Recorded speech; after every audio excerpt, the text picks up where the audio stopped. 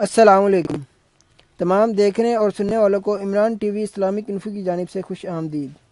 Valentine day یعنی 14 فروری کا دن، جسے محبت کرنے والوں کا دن بھی کہا جاتا ہے۔ اس روز شادی شدہ اور غیر شادی شدہ ایک دوسرے کو پھول اور تحائف دے کر اپنے پیار کا اظہار کرتے ہیں۔ ویلنٹائن ڈے کو مغربی اور سیکولر ملکوں میں باقاعدہ طور پر منایا جاتا ہے۔ اس کی مقبولیت کا اندازہ آپ اس بات سے کر لیں کہ مغربی ممالک نیو ایئر اور کرسمس کے بعد سب سے زیادہ منایا جانے والا تہوار ہے۔ میڈیا کی بے پناہ ایڈورٹائزمنٹ اور بے پناہ پروگرامز کی بدولت پاکستان میں بھی یہ تہوار پچھلے چند سالوں سے پورے زور و شور سے منایا جاتا ہے۔ یہی وجہ ہے کہ ہر کالج، یونیورسٹی، بازاروں، یہاں تک کہ اب اسکولوں میں بھی اس تہوار کو منایا جاتا ہے۔ آپ کو ہر جگہ لڑکیاں اور لڑکے ایک دوسرے کو پرپوز کرتے ہوئے دکھائی دیں گے اور بے حیائی کی حدیں پار کرتے ہوئے نظر آئیں گے۔ افسوس تو اس بات کا ہے کہ ہمارا میڈیا بھی اسے ایک تہوار کے طور پر مناتا ہے، جس کی وجہ سے یہ تہوار مزید پروموٹ ہو رہا ہے۔ کیا آپ جانتے ہیں کہ ویلنٹائن ڈے کی اصل تاریخ اور حقیقت کیا ہے، اور یہ کیوں منایا جاتا ہے، اور اس کو یوں دنیا میں پھیلانے کے پیچھے مقاصد کیا ہیں؟ ان سب باتوں کا جواب آپ کو اس ویڈیو میں ملے گا۔ لیکن اس سے پہلے جن اسلامی بھائیوں نے ابھی تک Imran T V Islamic info کو سبسکرائب نہیں کیا، وہ جلد سے جلد سبسکرائب کر لیں اور اس کے ساتھ بیل کا بٹن بھی دبا لیں تاکہ ہر نئی آنے والی ویڈیو سے آپ مستفید ہو سکیں۔ اللہ تعالیٰ نے انسانیت کی بھلائی کے لیے 1,24,000 انبیاء کرام اس دنیا میں بھیجے، کیونکہ دنیا ایسے مشرک اور کافر لوگوں سے بھر چکی تھی جو سورج، چاند، آگ جیسی قدرتی چیزوں کی عبادت کرتے تھے، ان کو اپنا خدا مانتے تھے۔ حضرت عیسیٰ کی وفات کے بعد 3 صدی عیسوی میں روم ایک سپر پاور تھی، جس پر اس وقت فلوڈیوسٹو نامی بادشاہ کی حکومت تھی۔ یہ بت پرست قوم تھی جس نے بہت سے خدا بنا رکھے تھے۔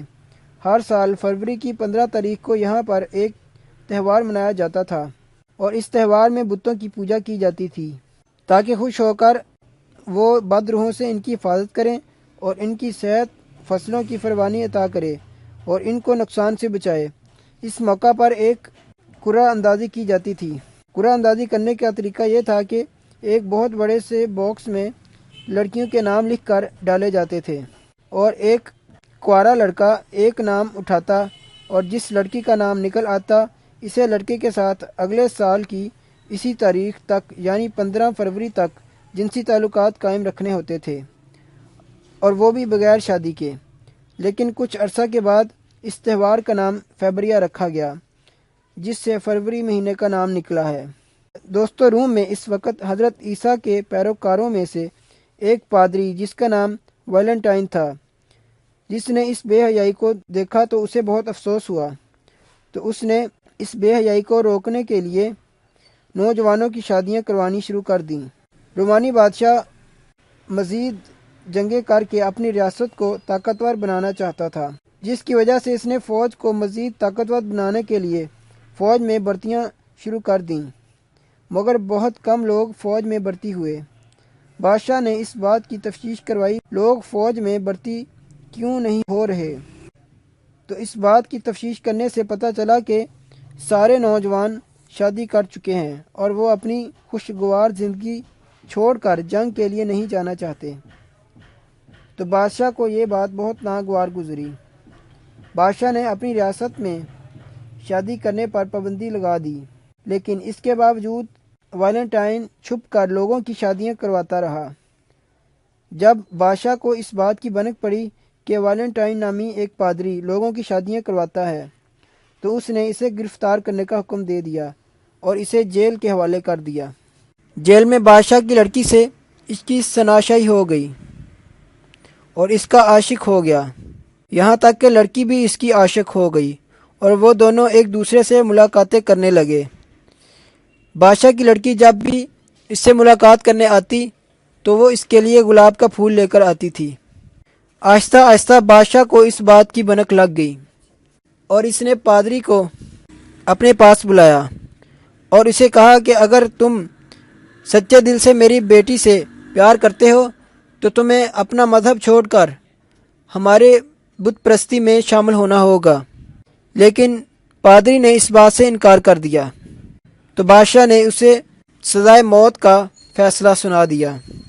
جب پادری کو اس بات کا پتہ چلا کہ وہ مرنے جا رہا ہے تو اس نے اپنی آخری خواہش یہ ظاہر کی کہ وہ آخری لمحہ اس کی معشوقہ کے ساتھ ہو۔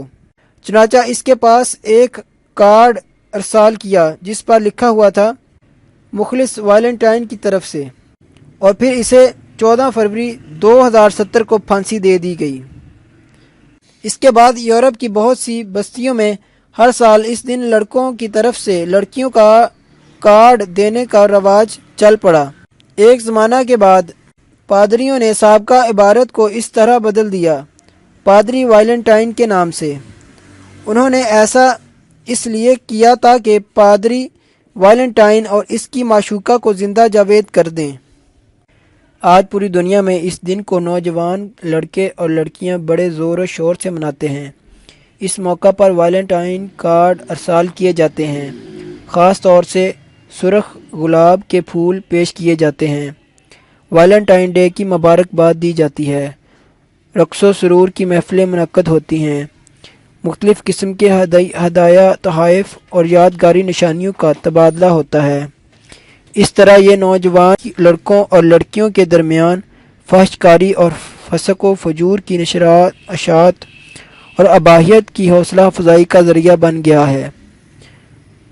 افسوس کہ مسلم معاشرہ بھی اس سے محفوظ نہیں ہے، حالانکہ یہ ایک خالص بت پرستانہ عیسائی عقیدہ ہے جس میں ایک کافر نصرانی شخصیت کی یادگار منائی جاتی ہے اور اس کی آڑ میں فاسد عقائد، بے دینی، اباحیت، اخلاق باختگی، فحش کاری اور فسق و فجور کی رویج کی جاتی ہے۔ لہذا کسی مسلمان کے لیے اس ویلنٹائن ڈے کو منانا یا اس کی محفل میں شریک ہونا یا کسی کو اس کی مبارکباد دینا یا ویلنٹائن کارڈ یا سرخ پھول یا کسی بھی قسم کا تحفہ پیش کرنا جائز نہیں ہے، کیونکہ یہ عیسائیوں کے عادات و تقالید میں سے ایک ہے۔ لہٰذا اسے منانا اللہ کے دشمنوں کی مشابہت اختیار کرنا ہے، جس کے انجام سے آگاہ کرتے ہوئے نبی کریم صلی اللہ علیہ وآلہ وسلم نے ارشاد فرمایا، جس نے کسی قوم کی مشابہت اختیار کی وہ انہی میں سے ہے۔ یہ حدیث کفار کی ان اقوال، افعال، لباس، تہواروں، عبادات اور ان کے علاوہ دیگر ایسے امور میں سے جسے ہماری شریعت نے ہمارے لیے مشروع و جائز نہیں قرار دیا۔ نیز اس تہوار کو منانے سے بے حیائی، فحش کاری اور بدکاری پھیلتی ہے، اور اللہ تعالیٰ کا فرمان ہے، جو لوگ مسلمانوں میں بے حیائی پھیلانے کے آرزو مند رہتے ہیں ان کے لیے دنیا و آخرت میں دردناک عذاب ہیں۔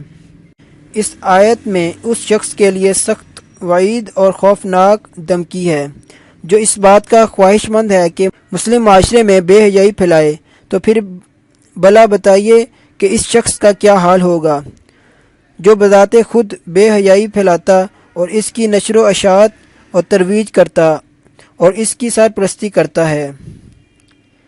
نیز امیر المومنین عمر بن خطاب رضی اللہ تعالیٰ عنہ کا فرمان ہے، اجمیوں کی زبان نہ سیکھو، مشرکوں کے تہوار کے دن ان کا گرجا گھروں میں نہ داخل ہو، کیونکہ ان پر اللہ کی ناراضگی نازل ہوتی ہے۔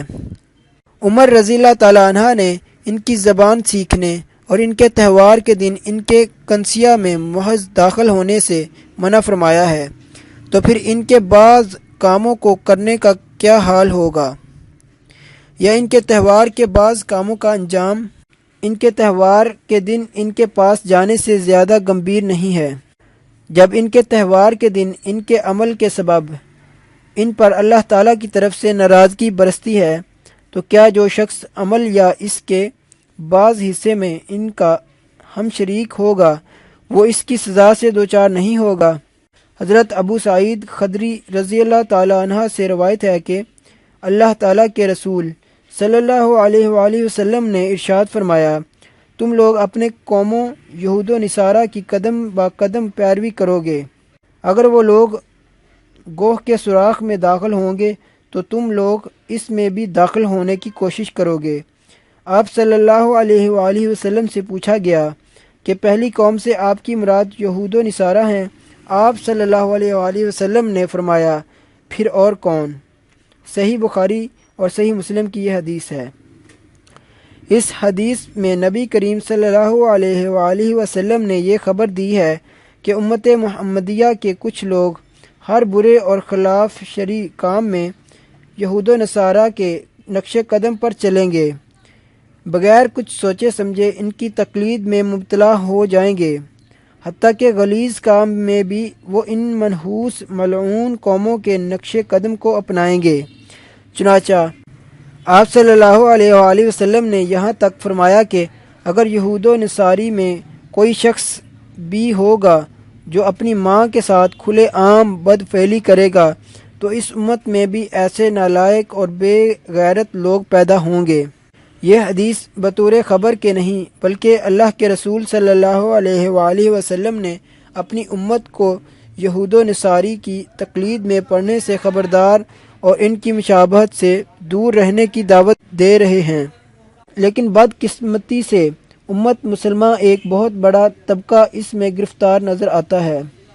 آج یہود و نصارہ کے متعدد اخلاق و عادات ان میں گھس آئے ہیں جو اسلامی اخلاق و عادات بلکہ مسلمانوں کے دین و صحت پر کھلی یلغار ہیں۔ خاص کر نوجوان لڑکے لڑکیاں اور بالخصوص اسکول و کالج کے طالب علموں کی ایک بہت بڑی جماعت اس میں ملوث ہے۔ اللہ کے رسول صلی اللہ علیہ وآلہ وسلم کا ارشاد ہے کہ جس نے کسی قوم کی مشابہت اختیار کی وہ انہی میں سے ہے۔